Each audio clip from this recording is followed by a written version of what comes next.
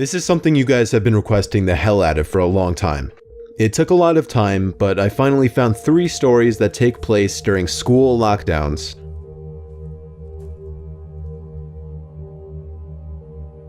It was a typical boring day in calculus, only it was Friday, 7th period, meaning the week was almost over and spring break would finally be upon us, so everybody was getting antsy in their seats, I could tell. We didn't have a test that day like a lot of my friends did with their other teachers, so our teacher in the middle of class just decided to start playing games with us on Sporkle.com. He was a very laid-back teacher like that. As we were doing some brand logo quiz on Sporkle, I remember the exact moment it happened. Right after my friend answered a question, I remember the exact answer too, Adidas. The dean's voice came through the loudspeaker. He sounded panicked and frantic as he told all the teachers this was not a drill and to go into lockdown.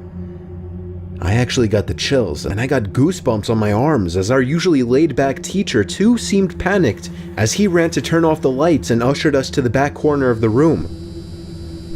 We all sat in silence for about 2 minutes, and then the usual buzzing that came from a panel in the back of the room ceased, indicating that the school must have cut all the power. We all looked at each other, realizing this must be serious. A few more minutes of waiting later, we heard a man screaming at the top of his lungs coming down the hallway. 2 girls in the class actually started crying, which made all of us even more scared. As the screaming got closer to the classroom, the lunatic-sounding man started banging on the lockers while screaming, "I'll kill all of you." It was at that moment that I started to fear for my life. My teacher shushed us as we all looked at each other to see our peers' reactions.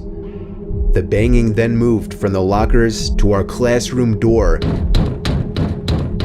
and that's when one of the crying girls screamed no.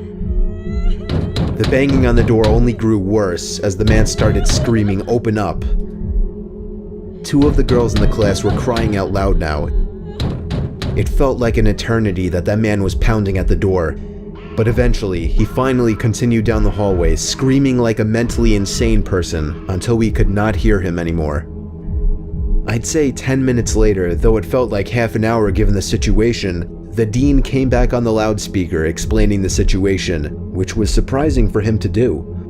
He explained that some apparently mentally unstable person entered the building and assaulted the woman sitting at the front desk, causing her to flee the building screaming, and staff wasn't sure if the man was armed or not. Now this was before the school had cameras or could afford proper security, so the school was wide open to something like this happening. The staff had done a sweep of all the hallways and classrooms and couldn't find him, so the dean instructed the teachers to resume teaching but to keep all the doors locked and to not let any students leave for any reasons. The most disturbing part, however, is that one of the janitors working the night shift found the man sleeping in one of the storage closets near the back end of the school, and according to rumors that were spread by my peers, sticking out of his pocket was a .44 Magnum. The janitor must have done something stupid to wake him up, for example, leaving the closet door open, because by the time a police officer could arrive on the scene, the man was gone. My entire class, as far as I know, to this day, has no idea if this man was ever found, but I like to think that right now, he's being given the proper help that he needs.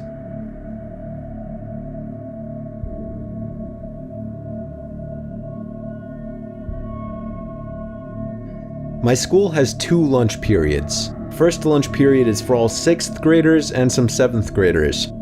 The second lunch period is for the other half of the 7th graders and all 8th graders. The lockdown happened in the beginning of October. The day the lockdown occurred, it was overcast and rainy. During the first lunch period, I heard 4 loud booms. I personally thought it was thunder, but the entire lunch crowd started screaming.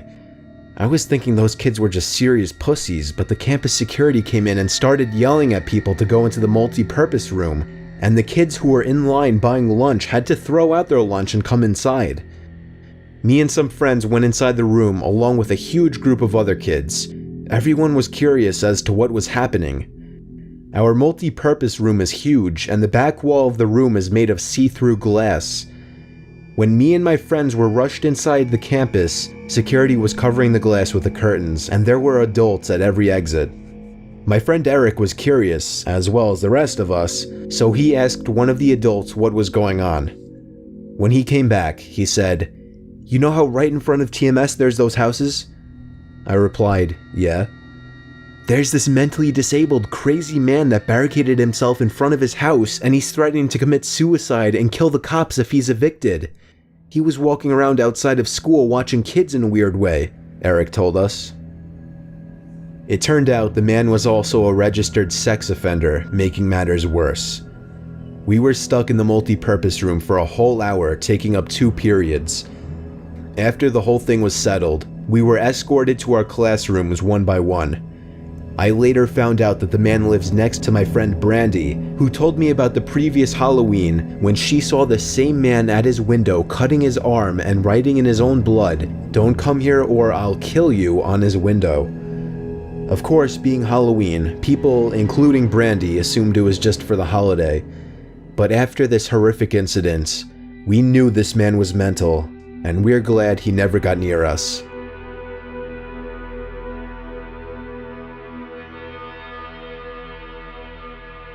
I'm 22 years old, fresh out of college, and I recently got a job at my old high school as a sort of computer intern in the school basement. The basement of the school is very messy and disorganized, but there is a small 3-person office that's actually very nice down there. It has 3 nice big desks, 2 mini fridges, a flat screen TV mounted on the wall, and oh so satisfying air conditioning, a luxury the students and teachers cannot enjoy in the school. And of course all the school servers and other computery stuff. I got the job because 3 of my old computer teachers flat out adored me. I could actually consider them as real friends, not just teacher figures, so they all helped tremendously in landing me this job. It's been great, until something that happened a few weeks ago. My 2 co-workers that shared the office with me, Dave and Gary, weren't in the office at the time. They were upstairs working on papers or whatever. I was eating my sandwich during my lunch break when I got a phone call from one of the women in the front office telling me the school was on lockdown and that somebody, possibly armed, had entered the school. There wasn't much that I could do other than turn off the lights because, surprisingly, as nice as this little office was, it didn't have an actual door to it, just a big opening, and the door to the whole basement didn't even have a working lock. For my own safety, I did turn off all the lights in the office and my computer screen. I kept my phone on the desk, texting both Gary and Dave, but they wouldn't respond. I sat down there in the dark playing games on my phone for like 20 minutes, waiting for the call from up front to tell me to resume working. I had no idea what was happening. I couldn't hear what was going on upstairs from down here, but I was not allowed to make any calls until I was informed that the lockdown was over. Then the noisy basement door opened. As the creaking echoed across the basement and into my office, I sat up from my seat, wondering if I should call out Gary or Dave. I was eager to get some info from them. Someone then came running down the stairs and their footsteps were approaching my office. I pushed away my chair and crawled under my desk. Somebody entered the office but did not turn on the lights. There was just silence. I can't even describe the fear I was experiencing. I felt like if I made one sudden noise, I'd be a dead man. Suddenly, my phone dinged as I got a text message. I felt my entire world shrivel up and die at that one moment as I clenched my teeth in fear. Footsteps suddenly moved closer to me until I finally dove out from under the desk in capitulation, begging whoever it was not to kill me. And just then, someone grabbed my arm and pulled me up. It was some guy in a red plaid button-up, jeans, and a reddish-black cap. He told me, "It's okay, I'm just down here hiding with you." "What's going on up there?" I whispered to him. He kind of ignored my question and asked me if there's an exit down here. I told him, "Yeah, around that way." Before he could do anything else, I asked him, "Who are you?" There was a brief moment of silence. Before he started explaining he was coming in to pick up his son, when a teacher told him to hide. After his explanation, I checked my phone and saw the text I received was from Dave. It said, "Dude, this is fucking crazy. Some guy with a gun shot Mr. Buckley. He's wearing a red shirt and a hat. Whatever you do, don't come upstairs." I was about to reread that text out loud to the man until I realized. I looked up and felt my stomach sink. The man seemed to catch on to my suspicious stare. Panicking, all I could think to do was to run for the upstairs. A gunshot echoed through the basement and I could hear the bullet ricochet off something metal in the darkness. But thank God the bullet missed me and I made it upstairs.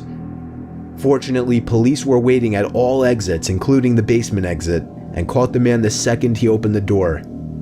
More good news, our teacher Mr. Buckley survived the gunshot. It was later determined that the man and Mr. Buckley had some beef for whatever reason, but that was never revealed. All we know is that Mr. Buckley couldn't have done anything that would have warranted this kind of reaction. And I know that the sound of that gunshot will forever echo in my mind.